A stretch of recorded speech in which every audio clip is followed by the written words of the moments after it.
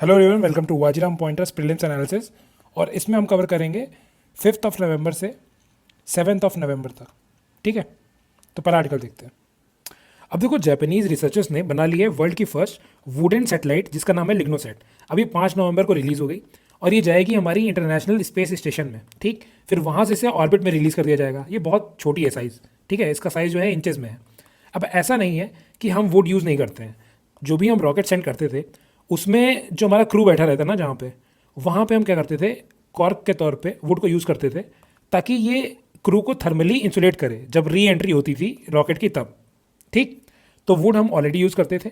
But अब हम क्या देखना चाहते हैं कि वेदर हम वुड को यूज़ कर सकते हैं हाउसिंग वगैरह के लिए ऑन मार्स या मून पे। ठीक है, और कैसे जो टेम्परेचर डिफरेंस होता है उस पर वुड कैसे रिएक्ट करती है वो देखना चाहते हैं इस सेटेलाइट के थ्रू। ठीक है, तो ये याद रखना है कि इसे जापानीज रिसर्चर्स ने लॉन्च किया है, क्योटो यूनिवर्सिटी, और ये जो दे रखा है इसने, ना कि वहाँ की स्पेस एजेंसी ने। अब क्वेश्चन दे देगा उसमें बोल देगा कि स्पेस एजेंसी ने लॉन्च किया है, नहीं। ठीक, और ये लॉन्च किस पे हुई है हमारे, ये हुई है ड्रैगन क्रू कैप्सूल। किसकी है ये है स्पेस एक्स की, उस पर। ठीक है, नेक्स्ट चलते हैं। ये तो डायरेक्ट मैप से डिस्कस करते हैं। अब देखो, इंडोनेशिया का एक वॉल्केनो है माउंट लिवोटोबी लाकी लाकी। ये इरप्ट हुआ और 10 लोगों की डेथ हो गई, इसलिए ये न्यूज़ में था। और ये है फ्लोरेस आइलैंड पे। अब ये फ्लोरेस आइलैंड जो है ये भी न्यूज़ में था अगस्त में, for Flores man. Flores man या फिर हॉबिट बुलाते हैं इन्हें, और अगर टेक्निकल टर्म में बोलो तो बेसिकली होमो फ्लोरे फ्लोरेसियंसिस बोलते हैं। बेसिकली मान लो ह्यूमन के इवोल्यूशन का ही पार्ट है। ठीक है, तो इतना ही काम का है। नेक्स्ट चलते हैं। अब इसके आगे देख लेते हैं। देखो, इसमें दे रखा है कि जो स्ट्रेटो वॉल्केनोज होते हैं ये वर्ल्ड के 60% ऑफ वॉल्केनोज होते हैं। ठीक, और इसमें एक चीज़ और दे रखी है कि जो भी एरप्शंस हो रहे हैं यूजुअली इनमें से उसमें निकलता है हमारा एंडेसाइट या डेसाइट निकलता है रादर देन बसाल्ट। अब देखो, एक चीज़ यहाँ पे ये पता होनी चाहिए कि जो एंडेसाइट होता है इसमें सिलिका कंटेंट ज़्यादा होता है। तो तुम्हें ये रखना है कि जिसमें भी सिलिका कंटेंट ज़्यादा होता है ना वो मोर विस्कस होगा। ठीक, मतलब थोड़ा थिक थिक रहेगा। ठीक, और जो बसाल्ट होता है ये लेस विस्कस होता है, इसीलिए ज़्यादा फ्लो करता है। इसीलिए जो तुमने फ्लड बसाल्ट प्रोविंस सुना होगा हमारे डेक्कन प्लेट्यू के लिए, वो इसीलिए बना है क्योंकि बसाल्ट जो है वो ज़्यादा दूर तक फ्लो करता है। इसीलिए जो हमारा डेक्कन प्लेट्यू है वो लार्जर एरिया में है। ठीक है, ये ऑलरेडी प्रीलिम्स में क्वेश्चन आ चुका है। नेक्स्ट चलते हैं। अब देखो, गोविंद सागर लेक ऑलरेडी मैंने मैप पे भी बहुत बार डिस्कस कर रखा है। ये हिमाचल प्रदेश में है। कौन सी रिवर पे है, हमारे सतलज रिवर पे है। उस पर डैम कौन सा बनता है, हमारा भाखड़ा डैम। ठीक, नेक्स्ट चलते हैं। क्योंकि ये आर्टिकल जो है ये बात करता है ऑर्फन ड्रग्स के बारे में। बेसिकली ये ड्रग्स ऐसे होते हैं जो कि रेयर डिजीज़ को ट्रीट करने के लिए यूज़ होते हैं, इसलिए इनको बोलते हैं ऑर्फन ड्रग्स। क्यों? क्योंकि इन पे जो कंपनीज होती हैं वो R&D ज़्यादा नहीं करती हैं, रिसर्च एंड डेवलपमेंट नहीं करती हैं। क्यों? क्योंकि यार देखो, बहुत कम लोगों को पहली बात तो ये डिजीज़ होती हैं जो रेयर डिजीज़ होती हैं। अब हर कंपनी चाहेगी ना कि वो ऐसी दवाइयाँ बनाए जो ज़्यादातर लोगों तक पहुँचे, तो उनको ज़्यादा प्रॉफिट होगा। इसीलिए इनके रिसर्च एंड डेवलपमेंट में बहुत ज़्यादा काम नहीं होता है। तो जब इसमें ये लिखा है आर्टिकल में कि इंडिया जो है वो चैलेंजेस फेस कर रहा है in relation to orphan drugs, then US and European Union, अब ये तो डेवलप्ड इकोनॉमीज़ हैं, ये सब तो काम कर सकती हैं इन पे। ठीक है, और ये होती कौन कौन सी हैं, जैसे जेनेटिक डिसऑर्डर्स हो गए हमारे, सिस्टिक फाइब्रोसिस, ये सब दे रखा है। ये इतना कुछ काम का नहीं है, बस तुम ऑर्फन ड्रग्स जान लो।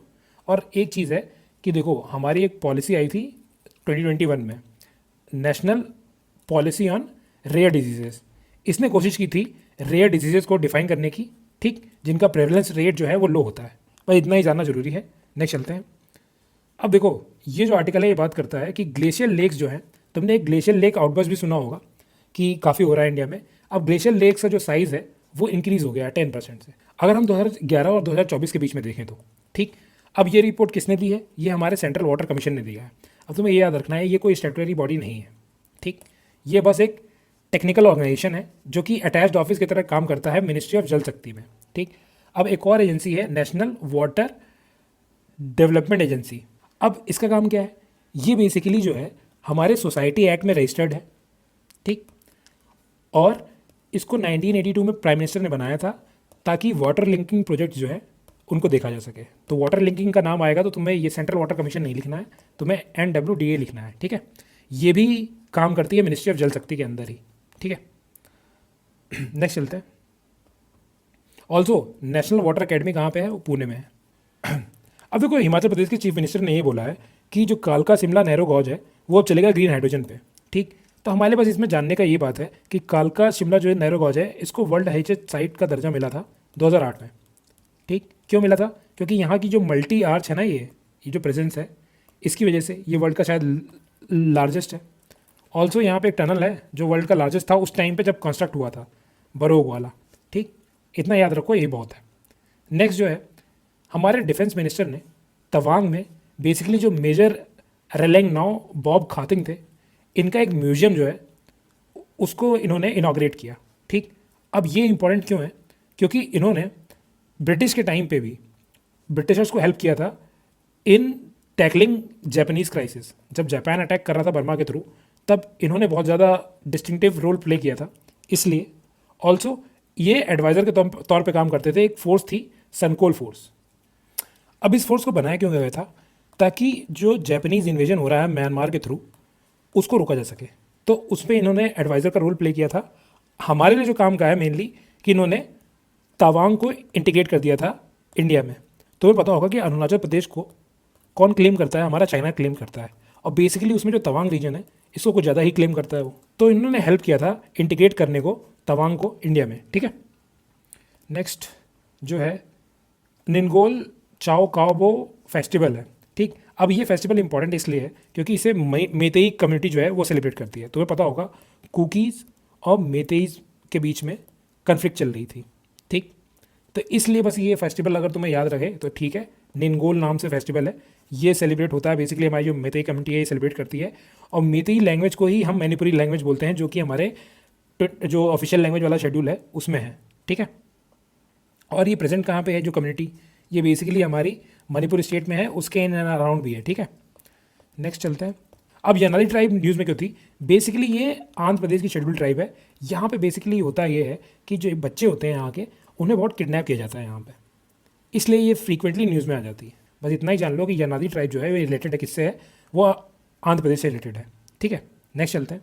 अब देखो दिसंबर में बेसिकली यूरोपियन स्पेस एजेंसी का जो प्रोबा 3 मिशन है वो इंडिया लॉन्च करने वाला है फ्रॉम श्रीहरिकोटा। ठीक, अब ये प्रोबा 3 मिशन है क्या? ये बेसिकली फर्स्ट मिशन है वर्ल्ड में जो प्रेसिजन फॉर्मेशन फ्लाइंग करेगा। अब प्रेसिजन फॉर्मेशन फ्लाइंग तुमने सुना होगा इंडियन एयरफोर्स में कि क्या होता है, जैसे एक एयरक्राफ्ट यहाँ चल रही है, एक यहाँ चल रही है, एक यहाँ चल रही है, तो ये एक पूरे फॉर्मेशन में चल रहा है। वैसे ही ये क्या करेगा कि 2 इसमें बेसिकली सैटेलाइट्स हैं हमारी। इसमें एक सैटेलाइट जो है ये क्या करेगी, ये कोशिश करेगी एक आर्टिफिशियल एक्लिप्स बनाने का, ताकि जो ये मान लो सन है हमारा, तो ये सन के इतने एरिया को कवर करेगी ताकि इसके कोरोना की फ़ोटो ली जा सके। ठीक, कोरोना मतलब इसका जो आउटर सरफेस है उसकी। ठीक है, तो बस इतना याद रखो। अब देखो मैंने तुम्हें पम्प्ड हाइड्रो एनर्जी स्टोरेज जो है ये अगस्त में ही वाजीराम पॉइंटर्स में बताया था। अब सेम प्रिंसिपल है, बट यहाँ पे देखो लिखा है ग्रेविटी एनर्जी स्टोरेज।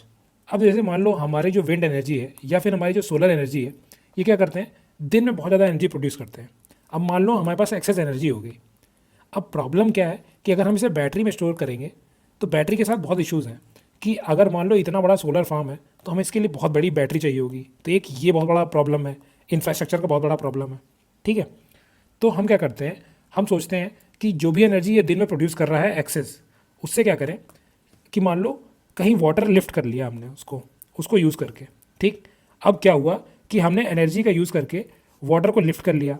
तो अगर वाटर लिफ्टेड है तो क्या हुआ कि ग्राउंड से अगर ऊपर है वाटर यहाँ पे, तो वाटर की खुद पोटेंशियल एनर्जी भी है। जब इस वाटर को हम यहाँ से रिलीज़ करेंगे तब भी तो हमें एनर्जी ऑब्टेन होगी। तो क्या हुआ, हम बहुत ज़्यादा एनर्जी जो है इस तरीके से स्टोर कर सकते हैं। ठीक, तो यही प्रिंसिपल है हमारा ग्रेविटी एनर्जी स्टोरेज का। तो बस इतना ही जानना ज़रूरी है, इसमें क्या लिखा है ये जानना ज़रूरी नहीं है। बस इतना जान लो कि जब भी एक्सेस एनर्जी होगी तो हम उससे क्या करेंगे, या तो वाटर को लिफ्ट करके रख लेंगे और वो हमारा एक बैटरी की तरह काम करेगा कि जब भी हमें ज़रूरत होगी हम वाटर को वहाँ से रिलीज़ करेंगे और उसकी एनर्जी को यूज़ कर लेंगे। ठीक है, नेक्स्ट जो है वो माइन्यूट मैन मिसाइल है। अब बस ये जान लो कि ये इंटर कॉन्टिनेंटल बैलिस्टिक मिसाइल है और ये कहाँ की है, ये यूएसए की है। अब ये जान लो कि ये यूएसए की sole land based nuclear triad का पार्ट है। न्यूक्लियर ट्राइड मैंने ऑलरेडी बता रखा है कि जब आपके पास न्यूक्लियर कैपेबिलिटी हो कहाँ कहाँ पे, एयर में, लैंड में और सी में। ठीक, नेक्स्ट चलते हैं। ये है अबाउट IL-35 प्रोटीन।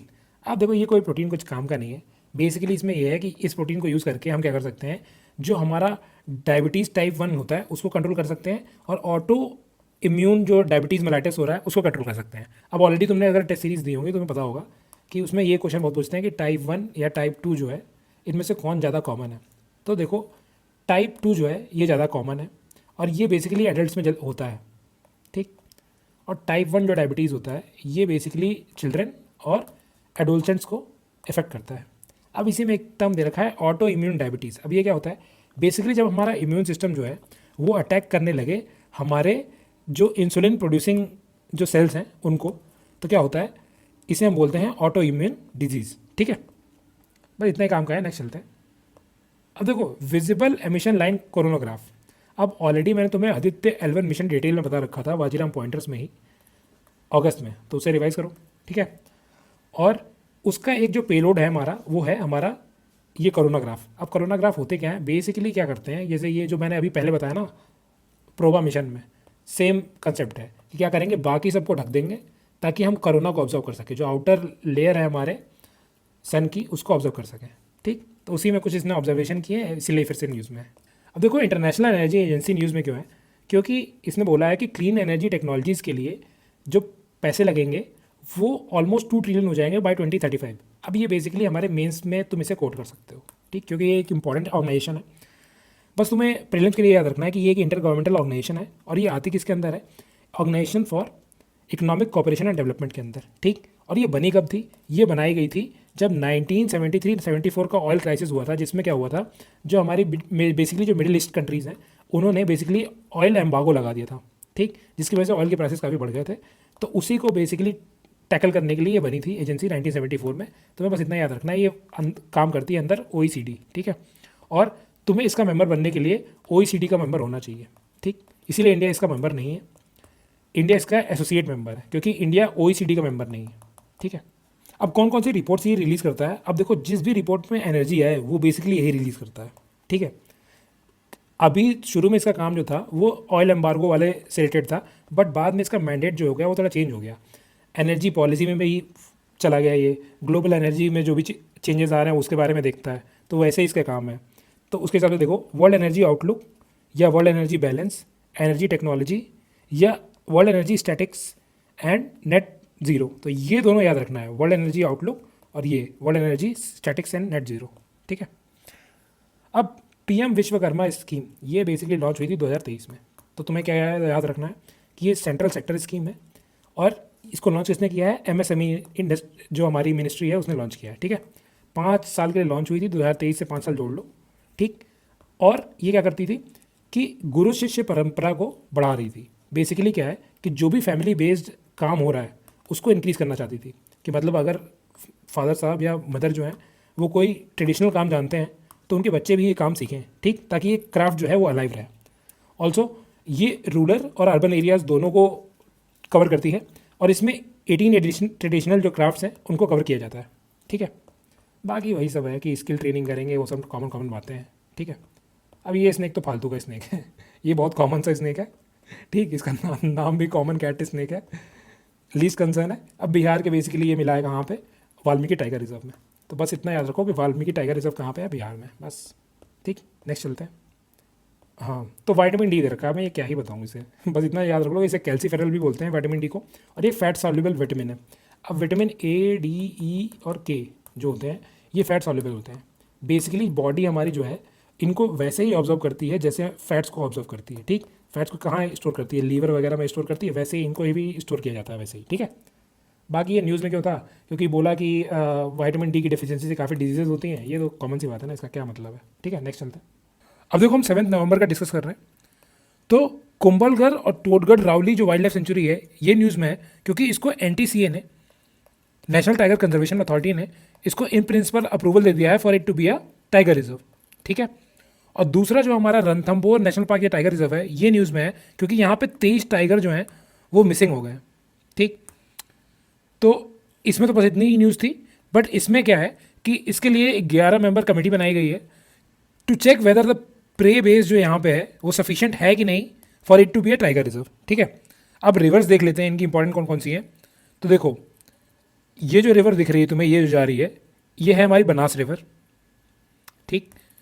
तो इससे जो एसोसिएटेड है वो है हमारी बनास रिवर, और जो रणथंभौर से एसोसिएटेड है ये हमारी बनास रिवर ऊपर, और नीचे जो जा रही है ये है चंबल रिवर, ठीक है। तो ये याद रखना है। ऑल्सो ये जो कुंभलगढ़ है इससे एसोसिएटेड कुछ हमारी लूनी रिवर की ट्रिब्यूटरीज भी हैं, ठीक है। अब नेक्स्ट चलते हैं। अब देखो ये तो मैंने ऑलरेडी डिस्कस कर लिया है, ठीक। कौन सी डिस्ट्रिक्ट है? राजमहल डिस्ट्रिक्ट है, ये याद रहे ना रहे कोई दिक्कत नहीं है। और यहाँ पे एक फोर्ट भी है, कुंभलगढ़ फोर्ट, ये तुम पढ़ोगे हिस्ट्री में, ठीक है। बाकी अगर तुमसे पूछे रावली फॉरेस्ट कहाँ पे है, तो ये तुम्हें याद रखना है कि रावली फॉरेस्ट जो है ये हमारा राजस्थान में है। और ये रणथंभौर वाला भी मैंने तुम्हें बता ही दिया, ठीक है। चंबल बनास रिवर, ठीक। रणथंभौर फोर्ट यहाँ पे। नेक्स्ट चलते हैं। हाँ तो देखो, सऊदी अरेबिया में बेसिकली एक साइट डिस्कवर हुई है जिसका नाम है अल नता। ऑल्सो यहाँ पे एक और साइट थी अल फाव, जिसको यूनेस्को वर्ल्ड हेरिटेज साइट मिला है। वैसे हमें अपने ही कंट्री के सिर्फ वर्ल्ड हेरिटेज साइट याद रखने चाहिए, ठीक है। बट ये क्या है, ये न्यूज़ में है इसलिए जाना जरूरी है। ऑल्सो ये ब्रॉन्ज एज से एसोसिएटेड है। अब हमारे यहाँ ब्रॉन्ज एज से एसोसिएटेड कौन सी साइट्स हैं? इंडस वैली साइट्स हैं, ठीक। अब कुछ बातें देखोगे ना तो एग्जैक्टली इंडस वैली साइट से मिलती हैं। जैसे यहाँ पे अर्बन स्टाइल थी, और हम इंडस वैली साइट को भी क्या बोलते हैं कि फर्स्ट अर्बनाइजेशन जो इंडिया में हुआ था वो यहीं पे देखा गया था, ठीक। यहाँ पे भी ऑर्गेनाइज सेटलमेंट्स हैं, सेम फीचर तुम्हें इंडस वैली साइट्स में मिलेगा, ठीक। इंडस वैली साइट्स में फोर्टिफिकेशन था कई जगह पे, यहाँ पे फोर्टिफिकेशन है, ठीक। तो बस अल नता याद रख लेना है कि ये सऊदी अरेबिया में है, अर्बन लाइफस्टाइल को डिनोट करता है और सिमिलर है हमारे इंडस वैली साइड से, ठीक है। और इवन जो तुम ईयर देखोगे ना वो भी सिमिलर ही है कि इंडस वैली साइट्स हमारी कितने से कितने तक होती हैं। ये 4000 BCE ले सकते हो, हर बुक में अलग अलग दिया रहता है, अप टू 1500 या 1800 BCE तक, ठीक। सिमिलर देखोगे यहाँ पे भी यही टाइमलाइन है, ठीक है। अब देखो महासागर इनिशिएटिव क्या है। बेसिकली तुमने सागर डॉक्ट्रिन के बारे में तो सुना ही होगा, अगर तुमने IR कंप्लीट कर लिया है तो। इसका फुल फॉर्म क्या होता है? Security and growth for all. अब बेसिकली महासागर में क्या होता है कि इंडियन नेवी के जो हेड्स होते हैं वो मीट करते हैं, और बेसिकली ये यहाँ पे वही सिक्योरिटी प्रोवाइड करने वाली बातें करेंगे, जैसे जो कि हमारा सागर डॉक्ट्रिन भी करता है कि बेसिकली इंडियन ओशन रीजन में हम मैरीटाइम सिक्योरिटी और HADR humanitarian assistance and disaster relief के लिए जो भी काम करते हैं, ताकि हमारी जो सॉफ्ट पावर डिप्लोमेसी है वो इस रीजन में बनी रहे, ठीक।